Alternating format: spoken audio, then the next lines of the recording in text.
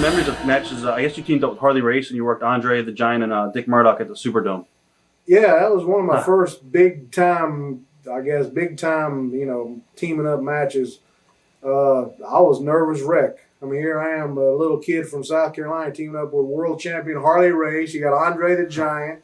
You know what I'm saying? So basically, I don't remember much about the match. The only thing I can remember basically about the match is they pulled this little joke on me in the ring, and they knew, from the guys in the territory knew I don't drink. I'm a non-drinker, always have been. I don't care much for it, but anyway, they knew that. And Murdoch, he goes out there. He at the time the Captain Redneck thing. He carries that backpack thing. He used to carry an army helmet and always have something in the backpack. So him and Andre, they discussing this little plan. So we're working, and finally Andre hooks me. He does the old hook behind. And marches me over to Dick Murdoch, and Murdoch turns his back to me. I can't see what he's doing. He's reaching in his little backpack. I'm thinking he might be getting a shovel or something like that. And he's over there. You see his body moving, but I can't see what he's doing. And Andre, he's laughing, So when he spins around, I'm expecting a punch or a shovel or something. He's got a can of beer, and he pops the top, and shoves it in my mouth. I'm so shocked, you know what I'm saying? Right. And it's just spewing all down my throat and all over me, and they're like,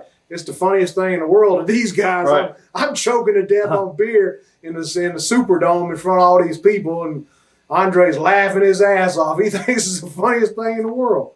Now, how did Andre treat you? Because some guys say he didn't like to work with other big guys for fear of exposing his size. Was he pretty good with you? I never had any trouble with Andre either. I know it sounds redundant, but it's the truth.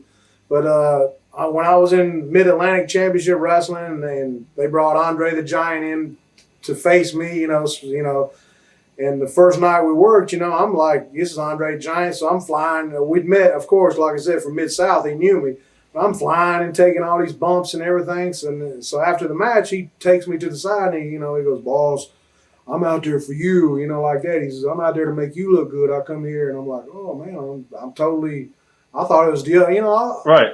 I thought it was the other way. I'm the heel, you're Andre the Giant. No, I'm out there to make you look good, and then years later in WWF, we'd sit around and talk some and different things, so. Respecting him. Exactly. I respected him, and I guess he showed me the same respect back, because I never put down the business. I never, I never did anything to disrespect anybody. You know what I'm saying? I tried to always be a nice guy, and I love the business. That was, I didn't need drinks. I didn't need the drugs or anything. That was my high, was the business, just be able to go out to that ring night after night after night after night and entertain the people and feel good that I had a good match, that these ticket buyers were, I hope that, they thought they got their money's worth from the one-man gang, Now, Andre the Giant, he was around this time, and you actually teamed with Andre a couple times at this period. How physically shot was Andre around this time? It was pretty bad. He was physically wise. He's barely can make it to the ring at times. So basically, if we was in tag matches or whatever, we try to pull most of the match and just basically get Andre in for a couple little this or that. But health wise, you could see he just wasn't there anymore. Knees and whatever, his whole body was just going to pot basically. But he was still Andre the Giant. You know what I'm saying? And to me, he was anyway. No matter what anybody else saw, to me, he was Andre the Giant. That's like, man, oh man. His life had been wrestling his whole life.